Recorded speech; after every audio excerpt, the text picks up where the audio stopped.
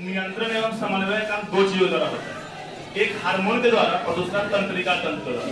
तो पहले हम लोग पढ़ेंगे तंत्रिका तंत्र के बारे में, फिर हार्मोन्स के बारे में। तो तंत्रिका तंत्र को तीन भागों में बांटा गया, पहला न्यूरॉन, सेकेंड मेरुरज्जु और तीसरा मस्तिष्क। तो न्यूरॉन का जो सबसे बाहरी वाला हिस्सा है इसको हम बोलते हैं द्रुमिका, जो अंगुली की तरह निकला हुआ है, ठीक है। ये क्या करता है, सूचनाओं का पहले पता लगाता है कि कांटा चुभा, कि गरम लगा, कि कोई पीट दिया, ठीक है। उसके बाद जब द्रुमिका कोशिका जब सूचनाओं का पता लगाता है तो उससे क्रिया करके यह कुछ विद्युत आवेग छोड़ता है, मतलब बिजली करंट पैदा करता है, ठीक है। और यह करंट जो आवेग विद्युत आवेग पैदा करता है वो आता है इस कोशिका काय में। कोशिका काय तो समझते ही हो, कोशिका काय से जहाँ पर पानी भरा होता है, ठीक है, इस कोशिका काय में आता है, ठीक है। और यहाँ से होते हुए ये फिर आगे बढ़ता है एक्सॉन, इस सिरा को हम बोलते हैं एक्सॉन, या हिंदी में तंत्रिका, जनरली हर जगह एक्सॉन में लिखा होता है। तो द्रुमिका क्या क्या सूचनाओं का पता किया और सूचनाओं के साथ वह कुछ रासायनिक क्रिया करके विद्युत आवेग छोड़ा, ठीक है, करंट पैदा किया। वह आवेग जब कोशिका काय तक आया, यहाँ से आगे बढ़ते हुए नेक्सॉन होते हुए इस नेक्सॉन के अंतिम सिरे तक आया, ठीक है।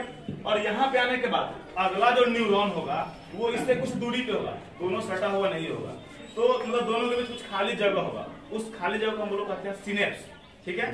तो इस न्यूरॉन से उस न्यूरॉन में जाने के लिए कुछ खाली जगह है, उस खाली जगह को पार करना है।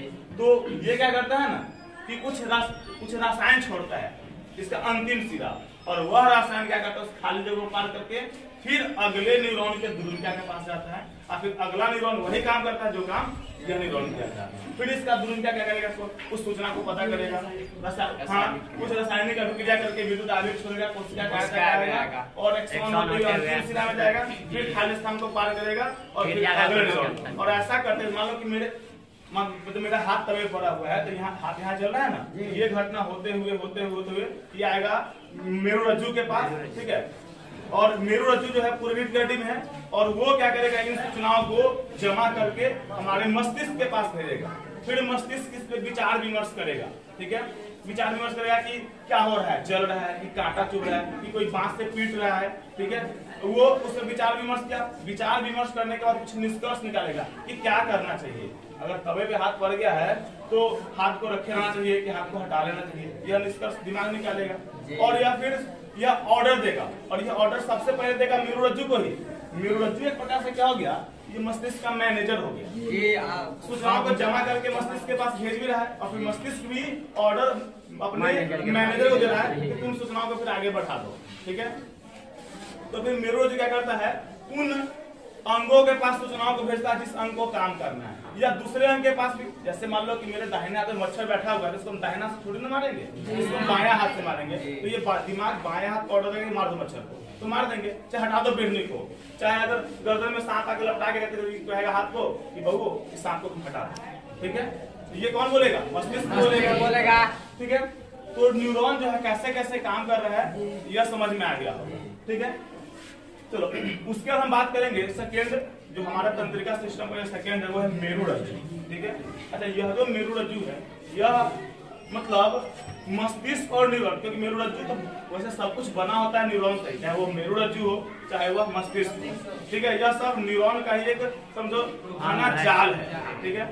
लेकिन मेरुरज्जु मतलब हमारे पूरे शरीर का सबसे महत्वपूर्ण हिस्सा है, और इसी कारण इसको रीढ़ की हड्डी के अंदर छिपा के रखा गया है, ठीक है। देखो यह मेरुरज्जु कितना इंपॉर्टेंट है, तुम इस बात से समझ सकते हो कि अगर तुम्हारा मेरुरज्जु क्षतिग्रस्त हो या टूट हो जाएगा उसमें, ठीक है, तो तुम अपने अंगुली नहीं हिला सकते हो, दूसरा काम तो दूर की बात है, ठीक है।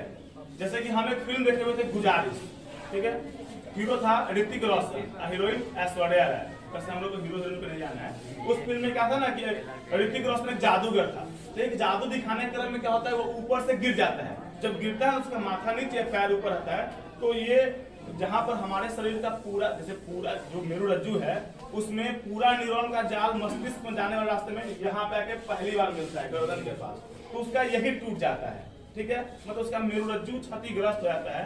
तो उसके बाद क्या होता है, वो पूरी फिल्म में अपने शरीर के एक पार्ट को हिला नहीं पाता है, ठीक है, बस वो बोल पाता है, वो मतलब वो गर्दन के ऊपर के हिस्सा से काम कर रहा होता है जहाँ से टूटा हुआ, क्योंकि दिमाग जो ऑर्डर देगा मेरुरज्जु को ये मेरुरज्जु ऑर्डर को आगे बढ़ा ही नहीं पाता है कि तुम हाथ को हिलाओ, पैर को चलाओ, ठीक है। इस कारण से क्या होता है कि उस फिल्म में ऋतिक रोशन गुजारिश करता है सरकार से कि हमको इच्छा मृत्यु दे दिया जाए, ठीक है। मतलब वो मरने के लिए केस लड़ता है कि हमको मृत्यु दे दिया जाए, ठीक है। तो देखो, तो यह मेरुरज्जु कितना इंपॉर्टेंट है तुम लोग इस कहानी से समझ गए हो, ठीक है। देखो अब मेरुरज्जु काम क्या करता है, तो वह तुमको बता दें कि वह सारे जो जितना न्यूरॉन है शरीर में, वह जो सूचनाओं को लाता है वह पहले किसको देता है? मेरुरज्जु जो है वह सारी सूचनाओं को एकत्र करके दिमाग में पास देता है, दिमाग में उसमें विचार विमर्श करता है, ठीक है। और विचार विमर्श करने के बाद कुछ निष्कर्ष निकालता है, कुछ हल खोजता है और फिर ऑर्डर देता है और उन अंगों के पास भेजता है जिस अंग को काम करना है, या दूसरे अंग के पास भेजना है जो वो काम को करेगा, ठीक है। चलो अच्छा, एक और महत्वपूर्ण काम जो कि मेरुरज्जु के लिए जो मेरुरज्जु करता है, ठीक है, और वह है प्रतिवर्ती क्रिया, ठीक है। अब यह प्रतिवर्ती क्रिया है क्या? जैसे मान लो कि मेरा हाथ तबे पड़ गया, ठीक है, या कांटा पे मेरा पैर पड़ गया, ठीक है। अच्छा, ये सब काम जो है, तो अगर इन मतलब तो इसके लिए क्या काम, हमको पहले पता लगाना होगा कि मेरा हाथ तबे पड़ गया है, तो ये पता लगाया कौन? तो न्यूरॉन। अगर जनरल क्रिया होगा, जो क्रिया तुमको हम समझाएं, तो यहाँ पर ध्रुविका में फिर सूचना यह जमा करके रासायनिक अभिक्रिया करके विद्युत आवेग छोड़ के सूचनाओं को मस्तिष्क के पास भेजेगा, फिर मस्तिष्क से विचार विमर्श करके कुछ ऑर्डर देगा, तब ऑर्डर देगा तो हम अपने हाथ को हटाएंगे। तो ऐसा करने में ज्यादा समय लग सकता है, ठीक है। और इतना देर में हो सकता है कि हमारा हाथ क्या हो जाए, जल जाए। जैसे कि कोई अगर हमारी आंख की तरफ उंगली करता है, देखो कर रहे हैं, देखो इसका आंख बंद हो गया, हुआ कि नहीं हुआ बंद इसका? देखो क्यों बंद हो गया? अब देखो इसका मतलब है कि यह इस बात पर सोच विचार किया नहीं है, ठीक है, कि आंख को बंद करना है कि नहीं, यह सूचना दिमाग के पास पहले पहुंचा ही नहीं है, ठीक है। अगर ऐसा होता तो जब तक यह दिमाग सोच विचार करता कि कोई अंगुली हम मेरी तरफ बढ़ रहा है, हमको आंख को बंद कर लेने, तब तक आंख सॉरी अंगुली से आंख में घुस गया होता, ठीक है। तो इसके लिए क्या होता है ना कि हमारे शरीर ने प्लान बी सेट कर रखा है कि क्या करना है उस समय में, ठीक है। तो वो क्या करता है कि ऐसी कोशिकाएं, चाहे ऐसा न्यूरॉन जो सूचनाओं को लाता है दिमाग के पास, और ऐसा न्यूरॉन जो कि पेशी को ऑर्डर देता है कि तुमको हाथ खींचना है, कि आंख को बंद करना है, ठीक है। तो वह इन दोनों पेशियों को, ठीक है, आपस में मतलब मिला देता है, ठीक है। इससे फायदा क्या होगा कि समय की बचत होगी। मतलब जो पेशी सूचना लेकर आया और जिस पे जो न्यूरॉन सूचना लेकर आया और जो न्यूरॉन ऑर्डर लेकर जा रहा है, ठीक है, अगर वो दोनों को मिला दिया जाए तो क्या होगा कि सोचने वाला जो काम है वो पहले नहीं किया जाएगा, पहले काम हो जाएगा और उसके बाद में क्या करता है कि यह जो मेरुरज्जु है वह सूचना को फिर मस्तिष्क में बाद में भेज देता है। यानी कि जो यह मेरुरज्जु क्या करेगा, पहले काम करवा देगा और बाद में मस्तिष्क को बता देगा कि हम यह काम करवा दिए हैं, ठीक है, हाथ जल रहा था हाथ को खींच लिए हैं। इसी को हम कहते हैं प्रतिवर्ती क्रिया, ठीक है। तो यह और जिस जगह पर यह पहली बार मिलता है सूचना, ठीक है ना, उस जगह को हम कहते हैं उस मिलने के संबंध को कहते हैं प्रतिवर्ती चाप। आखिर यह प्रतिवर्ती चाप शरीर में होना कहाँ चाहिए? तो पहली बार जहाँ पे दोनों तंत्रिकाएं मिलती हो, दोनों न्यूरॉन्स मिलते हो, उसी जगह पर यह प्रतिवर्ती चाप बनेगा। तो उसका सबसे अच्छा जगह है हमारा गर्दन, ठीक है। यानी कि मेरुरज्जु जो है, मेरुरज्जु के रास्ते मस्तिष्क में जहाँ पर सारा मिलता है न्यूरॉन, जिस बंडल में, इस बंडल में यही पे प्रतिवर्ती चित्र यहाँ पे बना हुआ है, ठीक है। मानव मस्तिष्क हमारे पूरे शरीर का सबसे महत्वपूर्ण अंग है, क्योंकि पूरे शरीर पे कंट्रोल किसका है? तो हमारे दिमाग, ठीक है। यह अब मान लो हमारे शरीर में, घर में कोई महत्वपूर्ण सामान होता है, सोना चांदी का कुछ सामान होता है, कुछ पैसा होता है, तो उसको कहाँ रखते हैं? सुरक्षित रखते हैं। अगर मस्तिष्क हमारा इतना महत्वपूर्ण हिस्सा है, शरीर का इतना महत्वपूर्ण है, तो उसको छिपा के रखना होगा, क्या करना होगा? इस दृष्टिकोण से इसको क्या किया गया है कि एक हड्डी के बक्सा में इसको सेट कर दिया गया है। मतलब माथा का जो हड्डी है, एक उस बक्सा में इसको सेट किया गया है। देखो उसके साथ साथ इस मस्तिष्क को एक गुब्बारे नुमा संरचना में पैक करके, ठीक है, जिसको मेनिंजिज बोलते हैं, मेनिंजिज, उसमें पैक करके तब इस मतलब बक्सा में डाल दिया जाता है। वो मेनिंजिज क्या करता है कि मान लो अगर मेनिंजिज का परत नहीं होता, हम लोग अगर हवा में उछलते कूद के, तो हमारा मस्तिष्क डायरेक्ट जाके उस हड्डी को टच करता या उससे टकराता, तो यह जल्दी क्षतिग्रस्त हो जाता, इसमें टूट फूट हो जाता, इसके लिए क्या किया गया, मेनिंजेस में इसको पैक कर दिया गया। अच्छा, केवल इतना ही सुरक्षा काफी नहीं है मस्तिष्क के लिए, उसके साथ साथ यह जो मेनिंजेस होता है, मेनिंजेस का परत और हड्डी का बॉक्स, इस दोनों के बीच में इन जगहों पे क्या कहता है, एक द्रव्य पदार्थ भर दिया जाता है, ठीक है, जो कि प्रघात अवशोषण का काम करता है, मतलब उसको अगर चोट लगे तो उस चोट को सोखने का काम करता है, और साथ साथ मस्तिष्क को नम बनाए रखता है, उसमें नमी बनाए रखता है, ठीक है। तो यह हमारे शरीर का बहुत महत्वपूर्ण हिस्सा है, इस दृष्टिकोण से इसको सुरक्षित कर लिया गया। जिस प्रकार कल बताया था कि मेरुरज्जु को सुरक्षित करने के लिए रीढ़ की हड्डी में डाला गया, क्योंकि वह भी हमारे शरीर का एक बहुत महत्वपूर्ण हिस्सा है, ठीक है। अब चलो मस्तिष्क को पढ़ने के लिए देखो, वैसे तो किताब में भी अच्छा समझाया हुआ है, ठीक है, लेकिन लास्ट में जाके मतलब किसका क्या क्या काम है, किस अंग का मतलब क्या काम है, एनसीईआरटी में उतना क्लियरली समझाया नहीं हुआ है। हम तुमको एकदम डिटेल में बताएंगे अच्छे से। देखो, अगर हम दिमाग को दो हिस्सों में बांट कर पढ़े, दायां और बायां, तो दिमाग का जो दायां वाला हिस्सा होगा वो हमारे बाएं अंगों को कंट्रोल करेगा, और जो बायां वाला हिस्सा होगा दायां वाला करेगा। लेकिन हमारे किताब में पढ़ना कैसे, एनसीईआरटी में अगर मध्य दिमाग को तीन भागों में बांट कर पढ़ना है, तो हम बारी बारी से तीनों दिमाग के बारे में बात करेंगे। चलो पहले बात करते हैं अगर मस्तिष्क का, ठीक है। तो अगर मस्तिष्क को भी दो भागों में बांटा गया है, प्रमस्तिष्क, वैसे जनरली हर जगह इसका नाम लिखा होता है सेरिब्रम, इसको सेरिब्रम नाम से जाना जाता है, ठीक है। तो मतलब हिंदी में भी सेरिब्रम ही लिखा होता है। तो अगर मस्तिष्क को दो भागों में बांट दिया, एक हो गया प्रमस्तिष्क जिसको सेरिब्रम कहते हैं, और सेकेंड हो गया डाइएन्सेफलॉन जो कि एनसीईआरटी में दिया नहीं हुआ, ठीक है। हाँ, इसको अगर मस्तिष्क को दो भाग में बांट पड़े। चलो, अब यह जो प्रमस्तिष्क है ना, सेरिब्रम, यह हमारे दिमाग का सबसे बड़ा हिस्सा है। यह क्या करता है, अगर मस्तिष्क, खास करके अगर मस्तिष्क, यह अग्र मध्य पश्च सभी को ढके हुए रखता है।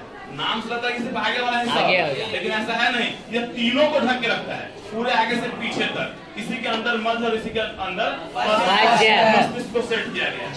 अब देखो, अगर मस्तिष्क में क्या है कि इसका अलग अलग हिस्सा अलग अलग कामों के लिए बनाया गया, सेट कर दिया गया। जैसे कि तुम्हारे रूम में, जैसे बताए थे कि अगर एक रूम में खाने का कमरा अलग होता है, खाना बनाने का कमरा अलग होता है, नहाने का कमरा अलग होता है, सोने का अलग होता है, निकालने का अलग होता है, उसी प्रकार हाँ हमारे दिमाग में भी सुनने के लिए अलग, अगर मस्तिष्क में एक जगह है जो कि सुनने का काम करता है, कान से जो ध्वनि अंदर गया उस पर सोच विचार करने के लिए अलग जगह है। हम लोग जो आंख में चित्र बनाते हैं, उस चित्र को देखने का काम भी दिमाग का अगला हिस्सा ही करता है। देखना, सुनना, सुनना, यह सब काम कहाँ से होता है, अगर मस्तिष्क से, अगर मस्तिष्क के प्रमस्तिष्क से, ठीक है। तो पहले हम सिर्फ जो बात करेंगे प्रमस्तिष्क के बारे में करेंगे। अच्छा, देखना, सुनना, सुनना एनसीईआरटी में दिया हुआ है, इस सबसे भी जटिल एक और काम है, ठीक है, जो प्रमस्तिष्क का ही काम है, और वो यह पता करना कि खाने के बाद पेट भरा कि नहीं, ठीक है। और यह पता करना देखने से भारी काम है, सुनने से भारी काम है, और सुनने से। कभी कभी तुम देखते हो बाराती में जब भोज होता है, तब पूरा जब बाराती खाना खा लिया तो ऑफर निकलता है 5 रुपए रसगुल्ला, तो पूरा खाने के बाद भी लोग सोचते हैं वही 50-70 कमा लेंगे, मतलब उसको पता ही नहीं उसका पेट भरा कि नहीं भरा। हाँ, यह एक्यूरेट अंदाजा कोई नहीं लगा सकता कि तुम्हारा पेट भरा कि नहीं। कितना तुम खाना पीना खा लो, अगर उठने लगते हो तो 5 स्टार चॉकलेट मिलता है तो भी तुम खा लेते हो, उठने तो चाय पियो तो नाम मान लो, तुम्हारे पेट में भी जगह है। यह सब काम किसका है, तो अगर मस्तिष्क के प्रमस्तिष्क। अच्छा, यह जो प्रमस्तिष्क का सेरिब्रम है ना, यह बुद्धि और चतुराई का केंद्र है। यह किसका केंद्र है, यानी कि जो भी दिमाग वाला काम हम लोग करते हैं, ठीक है, चाहे वो सोचने का काम हो, समझने का काम हो, कुछ याद करने का काम हो, वह सब काम हम कहाँ से करते हैं, सेरिब्रम के द्वारा ही करते हैं, ठीक है। सोचने विचारने सारा काम यह प्रमस्तिष्क से ही होता है, ठीक है। देखो, चाहे कोई मन का आवेग, जैसे कि किसी से घृणा करना, नफरत करना, प्रेम करना, यह सब काम को भी नियंत्रित या प्रमस्तिष्क, ठीक है। देखो, जिस मनुष्य का, ठीक है, यह सेरिब्रम, ये पूरा मस्तिष्क, या मान लो पूरा अगला मस्तिष्क ज्यादा विकसित नहीं हो पाता है, वही आदमी मंद बुद्धि कहलाता है। वो क्या कहलाता है, ठीक है। आदमी, जैसे कि तुमको क्वेश्चन आंसर याद नहीं हो रहा है, इसका मतलब है कि तुम्हारा जो है अगर मस्तिष्क वो ज्यादा डेवलप नहीं हो पाएगा, ठीक है। अब देखो, अच्छा, अगर मस्तिष्क जो है वह तीनों मस्तिष्क को ढके हुए रहता है, अगर को भी, मध्य को भी, ठीक है।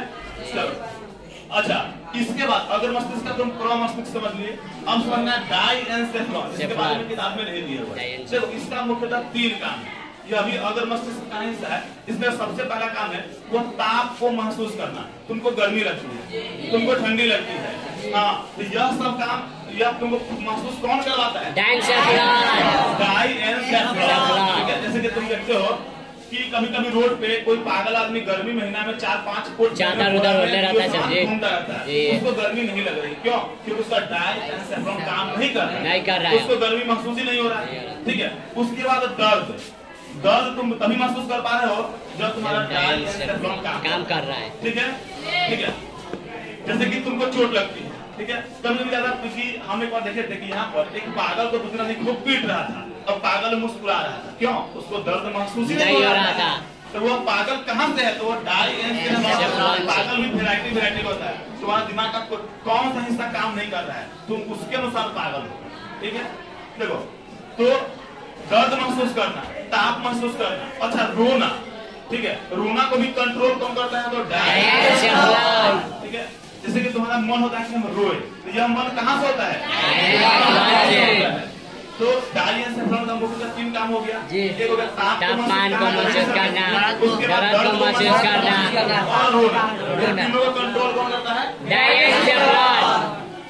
अगर रोना को कंट्रोल नहीं करेगा तुम रोते ही रह जाओगे। जी सर जी, डोले के डोले से। उसके बाद अगला हिस्सा है मस्तिष्क का, वो है मध्य मस्तिष्क। ठीक है, चलो हम लोग बात करेंगे मध्य मस्तिष्क के बारे में। इसका ज्यादा कुछ काम नहीं है, तो इसका 2 काम है, 2 में 1.5 काम है। अच्छा, पहला काम यह क्या करता है? शरीर का संतुलन बनाए रखता है। हम 1.5 काम इसलिए बोले हैं कि संतुलन बनाए रखने का पूरा काम यह अकेला नहीं करता है।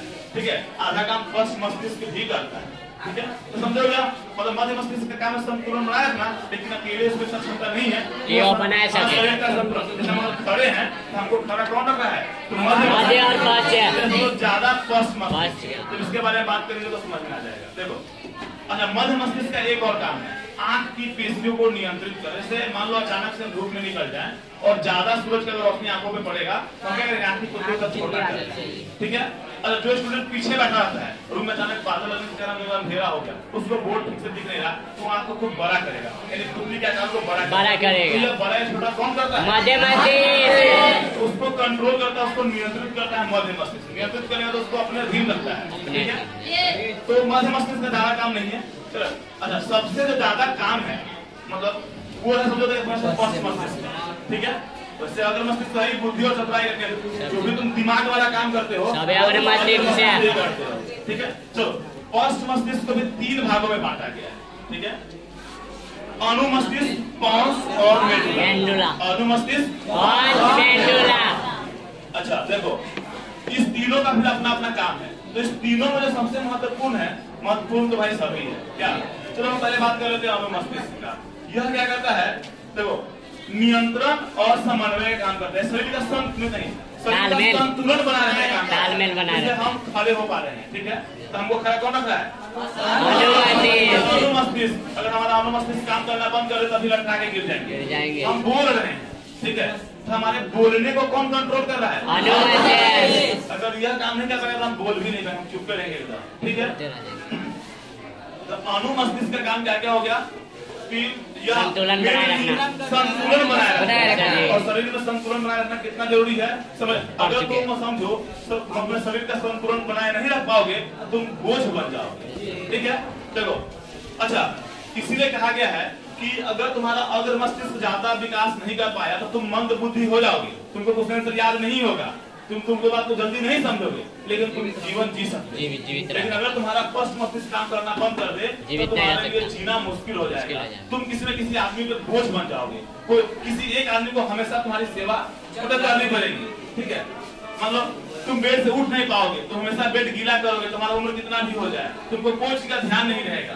ठीक है, इसलिए कहा गया है कि पीछे नहीं मारना चाहिए, क्योंकि पश्च मस्तिष्क पीछे होता है, अंदर होता है। ठीक है, क्योंकि अगर आप इसमें अगर यह क्षतिग्रस्त हो गया, इसमें अगर टूट हो गया तो हम अपने शरीर का संतुलन ही बना देंगे। ठीक है, चलो, अगला जो काम है पॉन्स, अगला जो भाग है वो है पॉन्स। ठीक है, यह भी पश्च मस्तिष्क का ही एक हिस्सा है। अच्छा, देखो, यह क्या करता है? इसका मुख्य काम है श्वसन को नियंत्रित करना।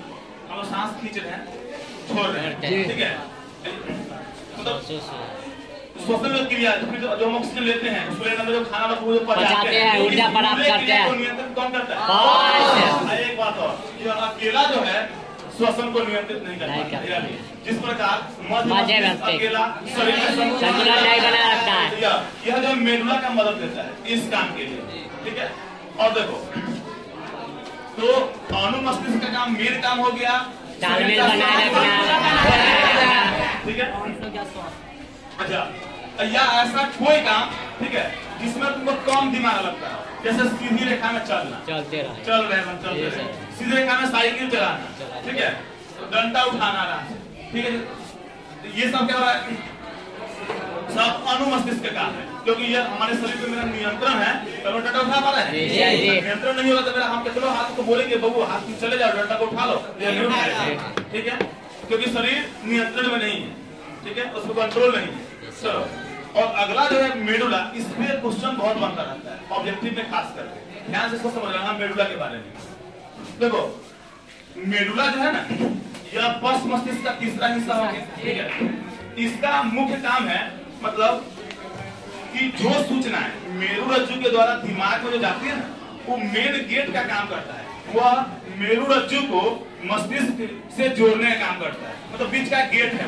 अगर वही गेट बंद हो जाएगा तो सूचनाएं नहीं जा पाएगा, पूरा शरीर से सूचना गया मेरुरज्जु के पास, और यह दिमाग को भेज ही नहीं पाएगा, यानी दिमाग और मेरुरज्जु के बीच का गेट है। और जब सूचना पहुंचेगा, मान लो कि हाथ तावे में पड़ा हुआ है, गर्मी लग रही है, यह सूचना दिमाग के पास पहुंचना चाहिए ना, जब पहुंचेगा तो हाथ हटाएंगे कैसे, ठीक है।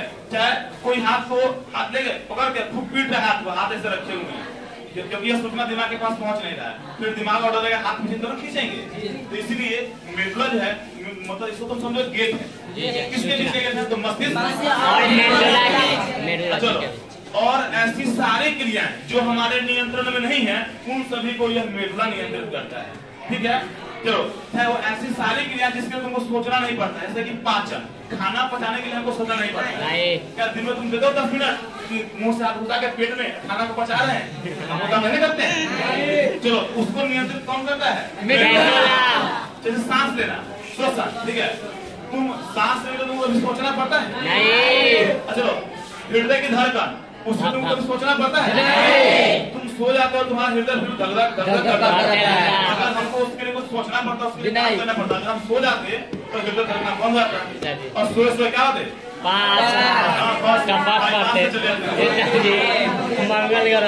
देखो, तो मेडुला काम है मतलब अनैच्छिक क्रियाओं को नियंत्रित करना। अब अनैच्छिक क्रिया कौन कौन है तो तुम अंदाजा लगा सकते हो खुद से भी, ठीक है, जिसपे तुम्हारा कंट्रोल ना हो। अब ठीक है, जैसे एक बार एग्जाम में आया था कि अनैच्छिक क्रिया इसमें से कौन है, उसका सही ऑप्शन था वमन। अच्छा, वमन का मतलब था उल्टी करना। उल्टी करना तुम्हारे नियंत्रण में है क्या? अगर तुम बस में बैठे हो, तुमको उल्टी होने को आया, ठीक है, उल्टी होने को आया ना, तब हाथ से मुंह दबाया, हाथ में आ गया, ठीक है, अगर और दबा दो नाक आँख सब से निकल रहा है, मतलब उल्टी पे हमारा नियंत्रण नहीं है। अब तुमको छींक आ रहा है, मान लो छींक, तो क्या तुम उसको रोक लोगे? नहीं, उसमें तुम्हारा कोई कंट्रोल नहीं, वो आएगा ही आएगा। चलो, खांसना, तुमको खांस लेंगे, ऐसा खांसना नहीं, वो खांसना जो हमको कोल्ड ड्रिंक पीने के बाद जब नींद पड़ने को आएगा ना, उस समय गधा स्टार्ट होगा, अब से कोई कंट्रोल नहीं होगा, जितना उतना, ठीक है।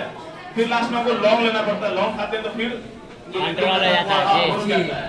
तो मतलब खांसना, छींकना, उल्टी, हृदय की धड़कन, श्वसन, पाचन, जो भी अनैच्छिक क्रियाएं हैं उसको नियंत्रित कौन करता है? अच्छा, नियंत्रित करने का मतलब है कि ऐसा नहीं कि आप छींकते हैं तो कंटिन्यू पूरा दिन छींकते ही रहे, 2 बार 4 बार 5 बार छींकते हैं, फिर रुकता नहीं रुकता है। अच्छा, किसकी वजह से? मेडुला की वजह से, ठीक है। अच्छा, इसमें बहुत सारा नाम होता है, ठीक है। मस्तिष्क ऐच्छिक क्रियाओं को नियंत्रित करता है, जबकि मेडुला अनैच्छिक क्रियाओं को नियंत्रित करता है।